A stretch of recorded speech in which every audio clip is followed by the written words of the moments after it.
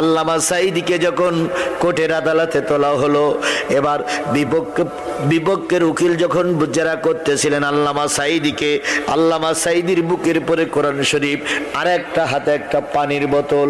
বিপক্ষের উকিল বলতেছে, হুজুর ওই কি বলে আপনার কেসের ফাইলে লেখা আছে 60 বছরের বুড়ির থেকে শুরু করে 12 বছরের মেয়েদের আপনি ধর্ষণ করেছেন।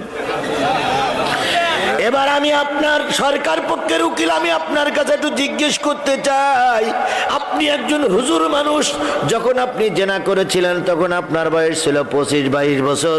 হুজুর 60 বছরের বুড়ি বিয়ে, 60 বছরের বুড়িকে ধর্ষণ করতে আপনার কেমন লেগেছিল? আল্লামা সাঈদীর চোখ বেয়ে বেয়ে পানি পড়তে স্যার বলতেছে, আল্লাহ তুমি ছাড়া এ কথা শোনার মতন আর কেউ নাই। ওই একই উকিলই বলতেছে, হুজুর হিন্দুরা বিয়ে